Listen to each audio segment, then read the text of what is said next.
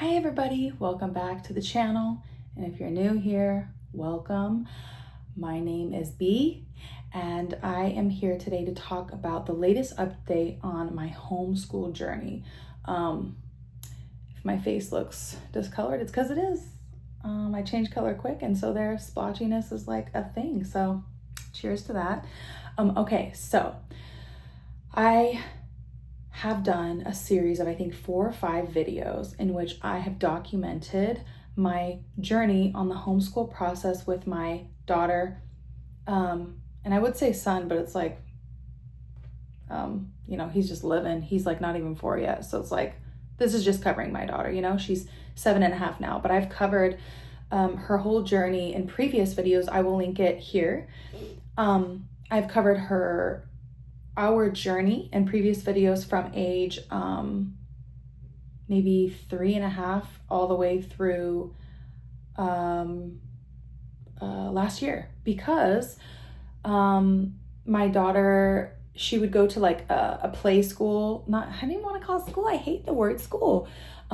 It's not a school. She would go to she would go hang out at someone's house with other kids around, essentially. And they would sometimes do activities and they would mostly play outside.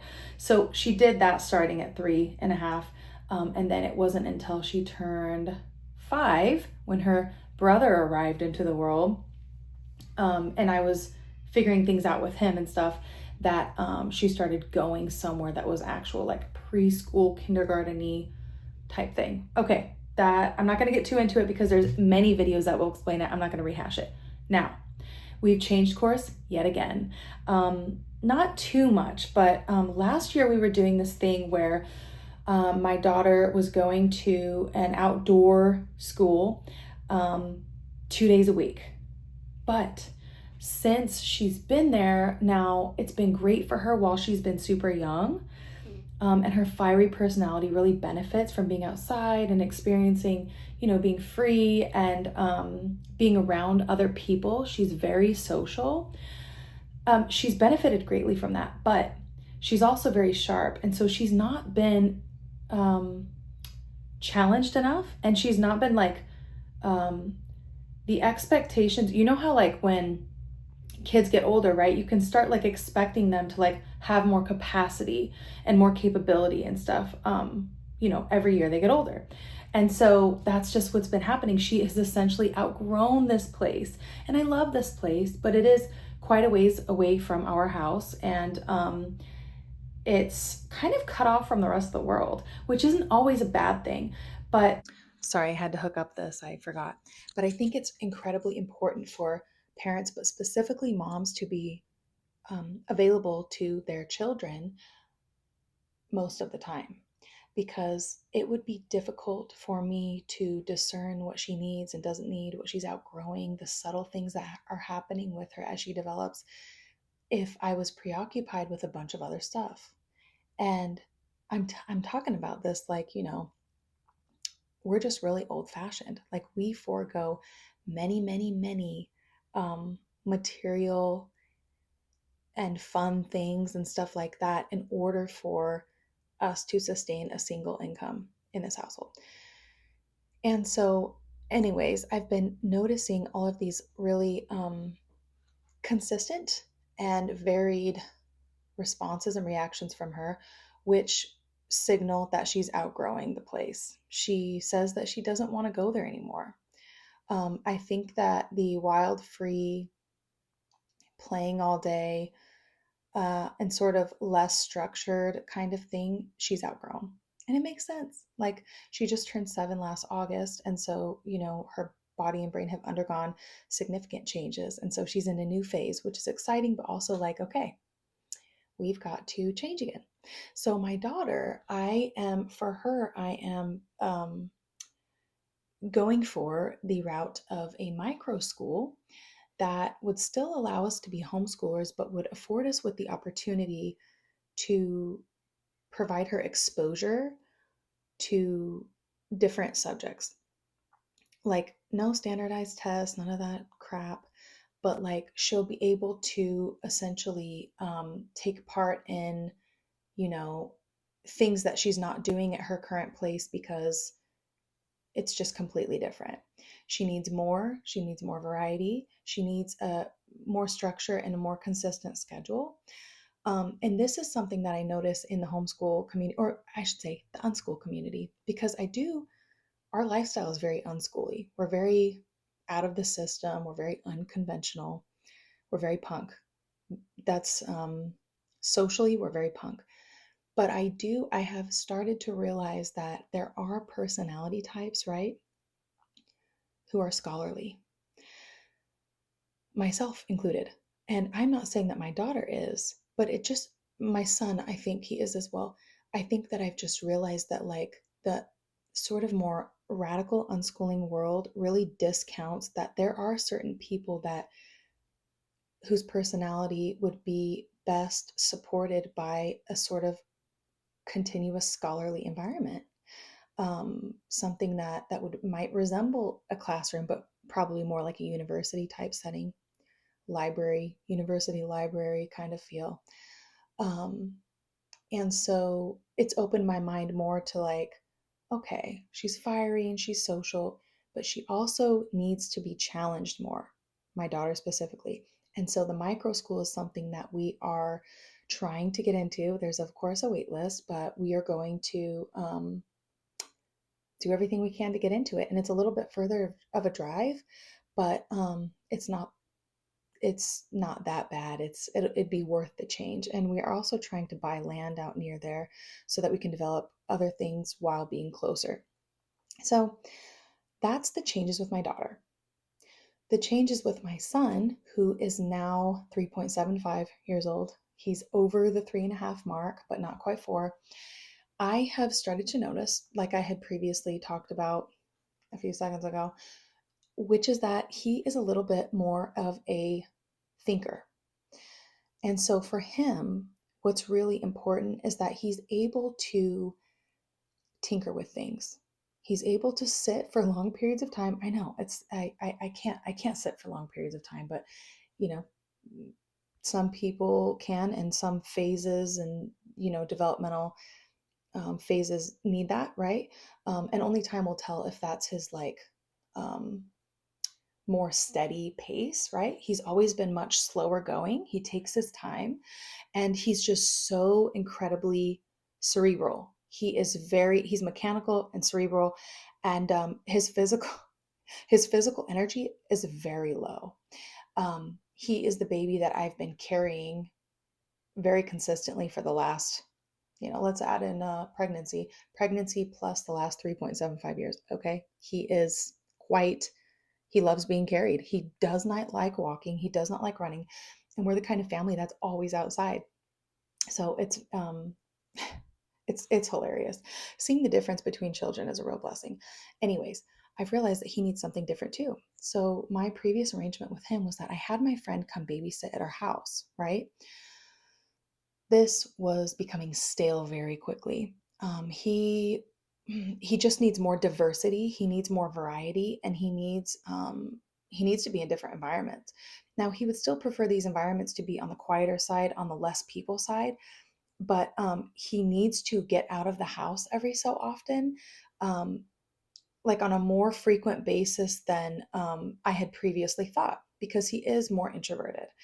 But I've noticed that just things become stale, and people in the same environment become stale. And he doesn't know how to communicate that yet, but I've experimented, right, with taking him different places. He adores, like, water, sand, dirt, Play-Doh, wheels, anything with wheels, cars and stuff like that.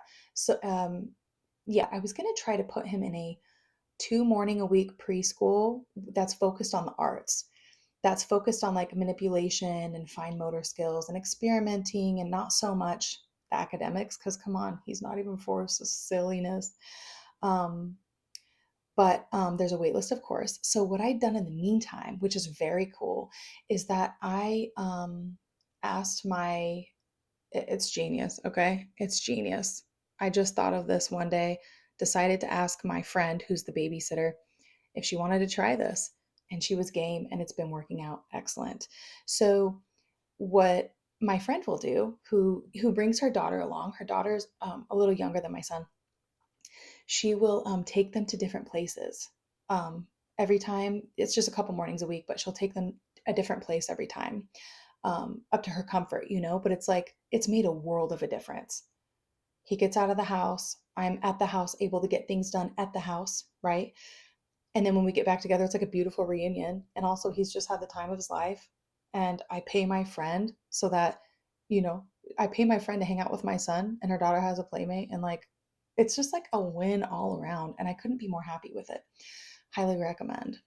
Another thing that I want to mention is that when you're considering the structure and flow of like your homeschool routine, I need to come up with a different word than homeschool, because we're not doing school at home. We're just like doing life with our kids, right? The family routine, if you will, is that it's super important to not just consider the children's needs, right? What makes us so much more effective is if you consider the mother's needs, and of course the father's too, but they're pretty good at um, I think that women are usually pretty good at making sure other people are taken care of, and men are simple. And the mother tends to set the tone for the rest of the house. So if the mother is resourced and nourished, the entire family benefits greatly.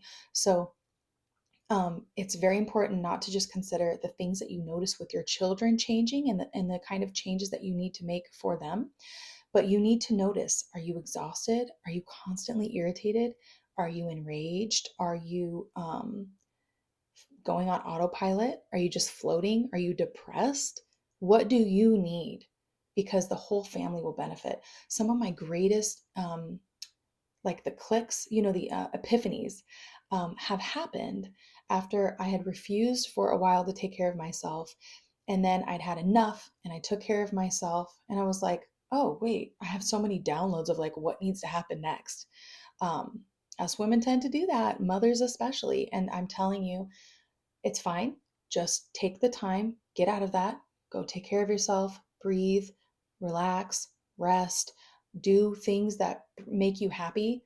And coming back, you'll have a lot of downloads. Um, Anyways, highly recommend also prioritizing mother's health so that her health waterfalls onto everyone else. It doesn't work the same way with dads. This is a very unique, special relationship that mothers have in their household, or role that they have in their household, which is that their energy affects everyone else's energy greatly. Something else that I wanted to cover was just that my biggest issue with this whole homeschooling movement and lifestyle, right, is that you are essentially, as soon as you decide to homeschool, you are opting out of the larger community. And that's never something that I wanted to do. I never wanted to just kind of like, okay, if I'm homeschooling, that means that I'm just like basically on the fringes of society. And the things I can participate in are limited. And it's never the same people that are there, or in, oftentimes it's different people every time that you're shuffling through. People go in and out of homeschooling. And I don't know if it's any better on the public school end, but I definitely want to say that, like, when you decide to homeschool, oftentimes you're trading having community and peers and like a network, right, for isolation. So staying at home has that effect too. Like when your kids are young and you decide to stay home and then you decide to homeschool, those are two of the most isolating things that you can do. It doesn't have to be that way. There are many solutions, and I'm living my best life right now, homeschooling.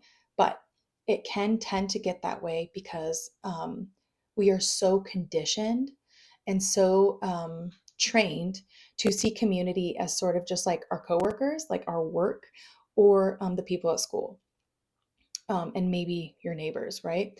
It's everyone that lives in your area. It's everyone that you come into contact with. It's everyone. Everyone is community, right? So we need to start seeing it that way and start putting time and effort and investment into relationships, and try to continue these relationships, because it makes it feel a lot less isolating, a lot less lonely. And we can start to create that community that goes outside of our neighborhood. It goes outside of the one homeschool group, right? That's another reason why I am going to be joining a micro school, is because of the connection to the families and the continuity, right? It's kind of like, because there's a school established, right? Like essentially like a little schoolhouse, there's a commitment. The people that are going there are committed to it. The woman running it, they're committed to it, to showing up. They're going to be there. There's going to be continuity.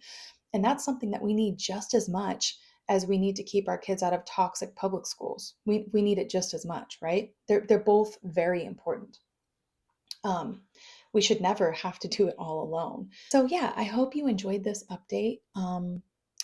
This is part of my larger mission here at Empowered by Motherhood, or Motherhood Empowerment, to change the focus in our society from transactional and economic gain and profit centered, and productivity and industry, to human health, compassion, respect, right relationship. Um, and that starts with us, the mothers. I mean, you can do massive things as a mother. You are so powerful. Yeah, so that's what I wanted to tell you today. And I did want to let you know too, if you are struggling with this whole homeschool thing and like how to structure it and what kind of flow to get into, I have two things that might help you. They're both free. I made a checklist where you go through the checklist and see, where do I need to create space in my life? And this will really help you like declutter your thoughts and get really clear on like what it is that you need to change next, what needs to happen in your life next that will move you to the next right step in, accessing your children and yourself, the resources you need, the kind of communities you need to be a part of, the kind of routine and resources, all that stuff. You can get it lined up when you create a lot more space. So I just have a simple checklist. Well, there's a lot on it, but um, it's like a head, heart, and home checklist where you can go through, you can just put it on the wall and every so often go through and be like, what do I need to do today? Do I need to talk about an idea I have? Do I need to, whatever? Okay. The second thing is that I've noticed these 5 insidious, poisonous beliefs that a lot of like dedicated mothers have, stay at home or homeschool moms have, that need to be shifted in order for us to see ourselves as the powerhouses, the very valuable matriarchs that we are, and how we can change society through this revolution that we're creating. And you can get both of those things in the description below. So that's all for today. Bye.